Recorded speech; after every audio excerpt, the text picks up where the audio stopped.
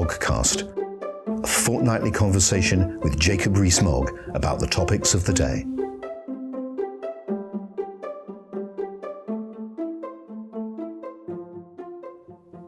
Welcome to the 52nd Moggcast. This is Paul Goodman, editor of Conservative Home, in conversation with Jacob Rees-Mogg. Jacob, good afternoon. Good afternoon. We're recording a bit later than usual. And I simply have to ask at the beginning, you're sure we can't get you to sing for us? No, I did sing. There were carols, socially distanced carols in New Palace Yard last week, and I boomed away.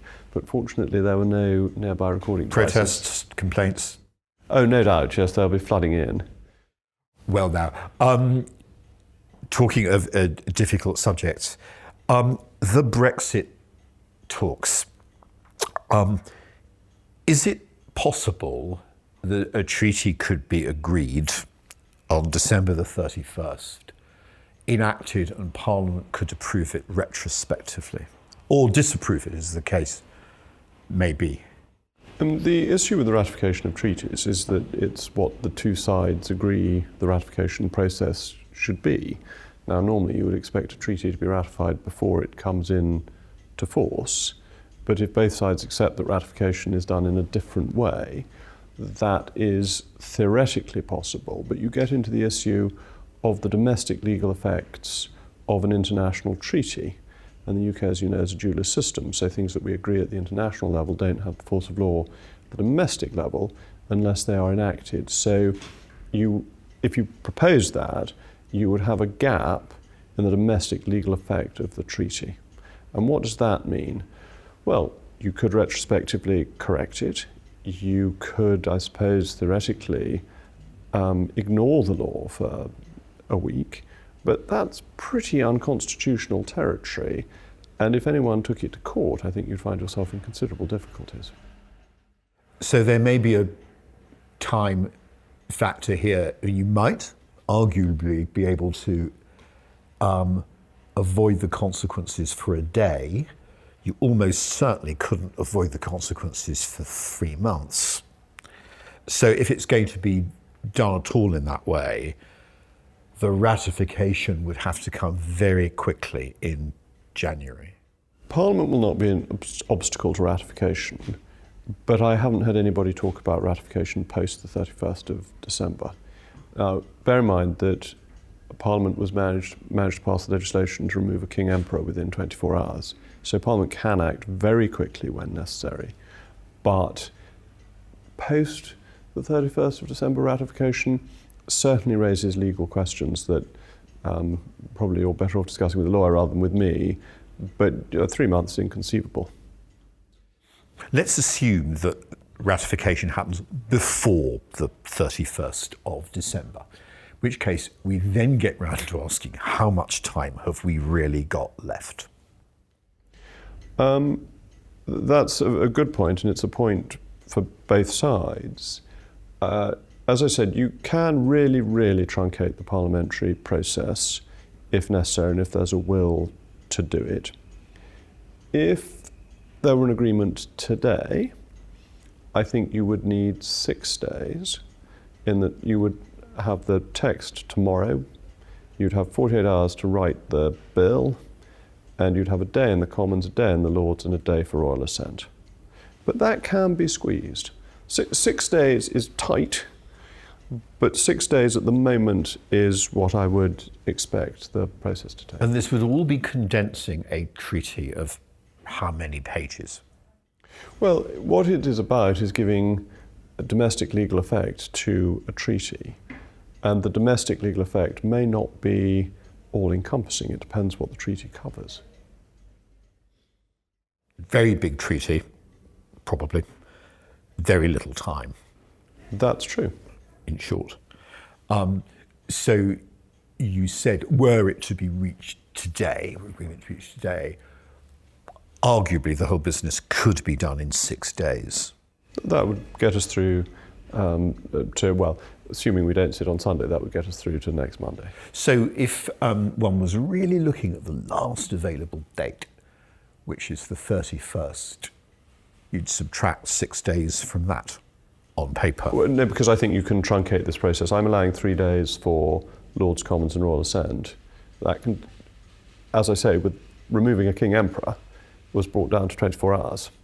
So you can do that. Then most of the bill has probably been written because most of the text has been agreed. So there is the possibility of drawing up the bill as the negotiations progress. And therefore the 48 hours that you would have needed at the end of November comes down because more and more of it is done as you go along. So the 6 days can be squeezed. So I don't want to say Christmas Day is the last day. There is no last moment until Big Ben strikes on the 31st. 11 o'clock, which it won't strike, will it? Because it will strike midnight, but not necessarily 11 o'clock. So I have misspoken. I'm not going to ask you about the ratification process on the EU side, which is another matter altogether. Nor am I going to ask a lot of questions about the negotiations, because what's happening is necessarily obscure and no one's seen any texts. But is it your understanding that the basic cause of the impasse, if there is still an impasse, is that the two sides have not been able to agree about the policing of the level playing field? And the potential for a ratchet. Yeah. I think that's the issue. In fact, not so much regression, in other words, agreement about where we are now, but agreement about what would happen in future if either side changed their social provision. You and I both understand it from what is reported, that as you rightly say, the negotiations are going on confidentially, and rightly so. So the reports are that is the key issue, yes. Are you expecting a deal? I don't know. The difficulties are significant. The issue of sovereignty is fundamental. We have to be in charge of our own affairs from 11 o'clock at night on the 31st of December.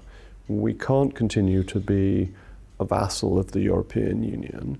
This was the reason Boris Johnson got elected a year ago. It was the vote we had in 2016. We've got to respect all of that, but not only respect it, we really believe in it. This is hugely to the advantage of the country. When this to some extent gets missed in the minutiae and the details in, is it a bit of fish or whatever it is, what we were always campaigning for is the real interest of the United Kingdom to be a free country. Why? Because we'll make better decisions, we will be better governed, we will be more prosperous. And we don't want to do anything that shackles, hampers or reduces that opportunity. Do you feel that, I don't know, business, TUC, top echelons of the civil service, whatever, have expected a deal? I confess that on the whole, that's been my feeling, and rightly or wrongly, I have. Why? On the general ground that, well, there's always a deal in the end. It happens at the 11th hour, and well, there was one last time, wasn't there? So there'll be one this time. I think your logic's absolutely impeccable. I think that's why most people have been expecting a deal. I think they have underestimated the determination and the clear-sightedness of the Prime Minister. I think they've thought that this was a business-as-usual government, that once again it would give in to the EU, and they suddenly realised that actually the Prime Minister got elected on a mandate not to give in to the EU. He'd campaigned for us to leave, and he is absolutely set on protecting our sovereignty in any deal that he does. So a normal free trade deal, sort of deal you do with other countries, that's great, and if we get that, it's all tickety-boo. On the other hand, there are enormous opportunities for us with the rest of the world, and having our sovereignty and not being shackled is more important than whether or not we do a deal with the EU. It's been a year pretty much since the general election, and a kind of extraordinary year with the coronavirus and all that. What, as Leader of the House, at the end of that year, are your reflections on the nature of this particular Parliament? Well, it's been a very strange Parliament because it's been absent from its normal, vibrant activity, hasn't it? That the Chamber has been limited to 50 members have been zooming in, the Deputy Chief Whip has a vast number of proxies. So the activity, the hubbub that Parliament normally is, has been absent. But we have nonetheless got a good deal of business through, and we've got the Withdrawal Act through very early on, and obviously the COVID regulations have been passed effectively. There's been also the preparation for the next year. There's a good pipeline of legislation from the general election victory, from the manifesto. And what I think this year has been about, in spite of the difficulties of COVID, is the building of a platform for the delivery of all that was promised in the manifesto, to make sure that we're ready, that, to use Bill Cash's phrase, we've got our ducks in a row, and that therefore we will be able to deliver on the promises that we gave to voters a year ago, and those are all very much at the forefront of members' thinking on the Conservative benches. You don't feel at all, I mean, we've had this discussion before, so I'm just going to give it a brief run around again to see how it goes. You don't feel it's become more difficult to get stuff through, even with a majority of 80, given some of the changes that have taken place in the nature of Parliament and arguably in the disposition of MPs? There's a very interesting examination of that, isn't there? That rebellions in Parliament have grown since the low point in the 1950s, I think, and that MPs have realised that they have the ability to make their own minds up, and that actually is a thoroughly good thing. We are a representative democracy, and people should stand up for what they believe. We've also had, particularly around COVID, Conservative MPs making an argument that nobody else is making, which has been very important, that you needed the argument for freedom to be made. The Prime Minister is, I think, the most freedom-loving Prime Minister this country has had, arguably since Asquith. And therefore, that the argument was being made in Parliament was, I think, actually helpful to the government. So, yes, MPs argue their point, as they should, as it's right that they should, but I think they also recognise that they were elected on a Conservative manifesto with a Conservative mandate. And if you look at the majorities the government got on the Lord's amendments to the UKIM bill, the United Kingdom Internal Market Bill last week, they were up towards 100. They weren't quite 100, which shows a pretty high degree of unity on, of all things, the European subject, and a pretty contentious European subject at that. I want to close with just a couple of questions about the coronavirus. I mean, there will be a relaxation of the rules over the Christmas period. Is it essentially the case that because the government felt you couldn't really police what people did at Christmas, they would do more or less whatever they wanted to do, therefore the whole process of the lockdowns and restrictions will have to carry on for longer and be tighter after Christmas because of the Christmas relaxation? Well, what I'd argue is that the whole way through the government has imposed constraints by consent rather than restrictions by regulation. And that this has been really important because the country's gone along with it. And the country understands the importance of keeping in line with the restrictions, and that's why they've been effective. And it's why we've been very fortunate in this country. We haven't needed the aggressive policing that some continental countries, for example, have had, which would have gone very much against the grain of the British people. And so allowing people to meet for Christmas, well, I think that is going with the grain of the British national spirit. But I also think everything's changed by the vaccine. That if there were no vaccine in sight, it was inevitably becoming harder and harder to tell people that they must be locked down forever and ever with no end point. Once you've got the vaccine and the rollout of the vaccine and the most vulnerable being vaccinated already, you can see the end is in sight, and therefore people are saying to themselves, well, I don't mind a restriction for a little bit longer if it's going to save Great Granny, because I can see Great Granny at Easter. And I think people's good sense, along with government advice, government nudging, has actually helped us come through this crisis as well as anyone. That does sound pretty much like a yes, because there will be a relaxation over Christmas. There will inevitably be a bit of a tightening afterwards, and people will bear with that, you think, because they can see the vaccine coming into sight.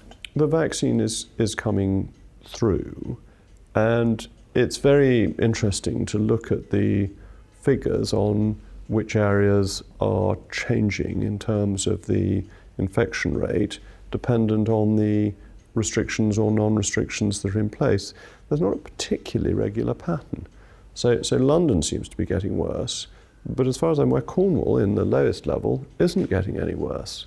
So it's not a completely regular pattern. So I wouldn't want to draw too many conclusions from what Christmas will do, but I would say that it is absolutely essential that a democratic government goes with the grain of the people that it seeks to govern. So that's why constraints with consent is the right way to be going. In the last vote on the tiers, one of the most common themes for Conservative MPs was this. We're being shoved into a tougher tier in my area, not because of our figures, but because of the figures of the constituency next door or the one next door to that in our county and our area. And can we please essentially have rules that cover small areas? And the Prime Minister didn't exactly promise, but he did say he wanted to make the process more granular. And when he had colleagues intervening on him, like Edward Lee and Greg Clark, asking for consideration to be given to their areas, he really did bend over backwards to hint that he'd do something if he could. We don't seem to be anywhere near that now, do we? Well, my own view is that counties are the building blocks of the nation. I can be very boring on this subject, but if you think that Alfred defeats the Danes because the men of Somerset join with the men of Hampshire and of Wiltshire and defeat Guthrum in 879 in late May, 20-something of May, and it's from the counties that our island story evolves. And this is where we have our loyalty. We have our national loyalty and we have our local county loyalty. Now, except that doesn't apply in Middlesex, for example, which is no longer an extant county. But definitely in Somerset, in Yorkshire, in Lincolnshire, the counties are the building blocks of the nation. And frankly, people don't know particularly which parliamentary constituency they're in. They may know their Member of Parliament, but they're not really interested in the name of the constituency. They're interested in their historic, ancient, usually Anglo-Saxon county. But they also, if possible, don't want to be locked down severely. And of course, you can take a view about Kent or Lincolnshire, but that might not necessarily be the view of the MP for Tunbridge Wells, Greg Clark, or the MP for Gainsborough, Edward Lee.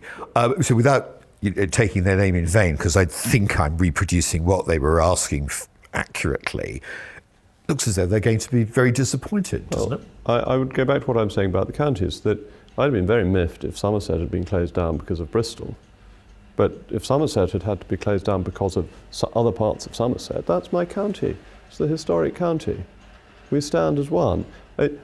Equally, Bristol or Gloucestershire closing us down would have seemed to me monstrous.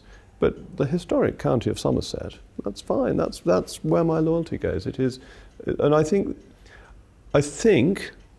that outside the major conurbations, this remains a powerful force for people's understanding of who they are, of place. Is the government thinking, well, it's all very well if these chaps and ladies get cross with us later this week, but as long as we're able to ease off at the end of January, when there's next a vote, it'll be all right on the night? The vaccine changes everything. That it's the way out of this. And the vaccine is rolling out as we speak. It's being dished out in GP surgeries from this afternoon. I'm talking on Monday. So by the time people are listening to this, it will have been rolled out in GP surgeries for half a day already. And the numbers being vaccinated goes up rapidly once it's in GP surgeries. This is really of fundamental importance. I think that people are willing to accept the restrictions when they see an end point, because they see the purpose of it. They see that all will be well and all will be well and all manner of things will be well. But they didn't see that earlier on because there was no vaccine to point to. And final question, talking of all manner of things being well, what are you doing for your socially distanced Christmas? My socially distanced Christmas, I will be joining with my mother-in-law's household, so we will be 2 households, not 3, and will be in Kent, as it happens.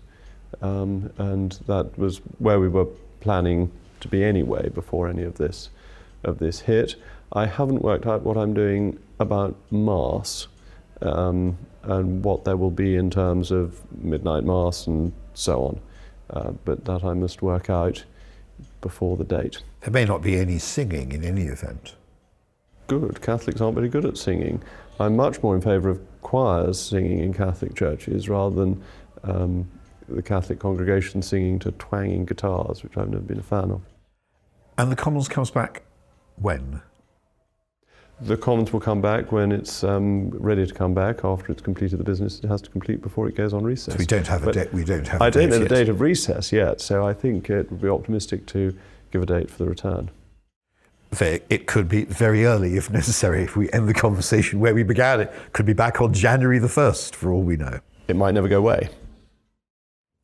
On that intriguing note, we will end the Moggcast. On behalf of our listeners, I wish you and yours a very happy Christmas. And I wish all your listeners and readers a very happy Christmas. I imagine there won't be a Conservative home on the 25th of December, which will be a great loss to them. It's one of the sad things about Christmas Day is one doesn't have one's newspapers or favourite websites to read. So, well, we're a traditionalist publication. I follow in the footsteps of my great predecessor, Tim Montgomery, who never published on Christmas Day or Boxing Day. The Moggcast, a fortnightly conversation with Jacob Rees-Mogg about the topics of the day.